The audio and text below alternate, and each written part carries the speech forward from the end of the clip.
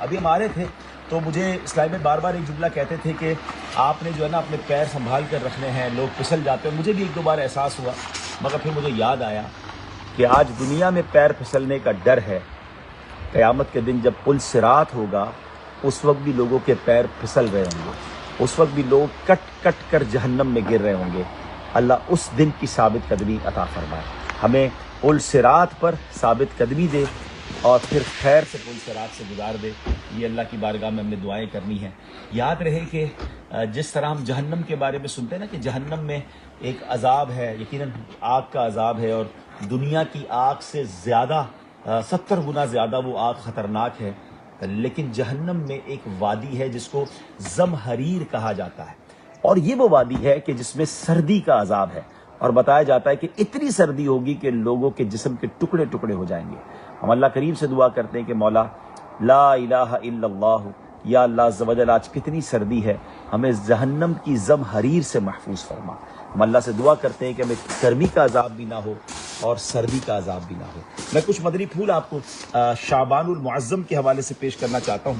اور سبحان اللہ، پہلے رجب المرجب کے حوالے سے کچھ بات کر دیں کہ رجب میں ایک رات 27ویں رات جس کو شب معراج کہا جاتا ہے، احادیث کا مضمون ہے جو اس رات روزہ رکھے، اس رات عبادت کرے اور دن میں روزہ رکھے تو نبی پاک علیہ الصلوۃ والسلام فرماتے ہیں کہ اللہ کریم اسے، حدیث پاک یہ ہے کہ رجب میں ایک دن اور رات ہے جو اس دن روزہ رکھے اور رات کو قیام کرے تو گویا اس نے 100 سال کے روزے رکھے، 100 برس کی شب بیداری کی، اور یہ رجب کی 27ویں رات ہے. تو تمام ہمارے ویورز جو ہے وہ نیت کر لیں کہ 27 رجب کا آپ نے روزہ رکھنا ہے، 27ویں شب عبادت میں گزارنی ہے، اور پھر اس میں سبحان اللہ بڑی رات کو 12 نفل پڑھنے. روایتوں میں آتا ہے کہ جو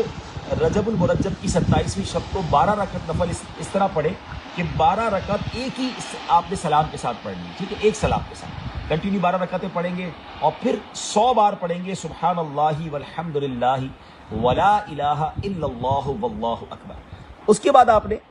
100 بار استغفار پڑھنا ہے، 100 بار درود پاک پڑھنا ہے، اور پھر فرمایا کہ دنیا اور آخرت میں جس چیز کی بھی دعا مانگے اور صبح روزہ رکھے تو ہر دعا قبول ہوگی سوائے اس دعا کے جو گناہ کے لیے ہو. ظاہر گناہ کے لیے تو دعا نہیں کر سکتے، باقی انشاءاللہ دعائیں قبول ہوں گی. تو شب معراج رات عبادت میں گزارنی ہے،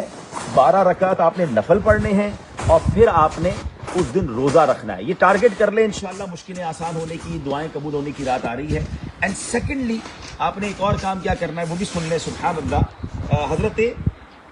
عبداللہ ابن زبیر رضی اللہ عنہ سے روایت ہے جو ماہ رجب میں کسی مسلمان کی پریشانی دور کرے تو اللہ عز و جل اس کو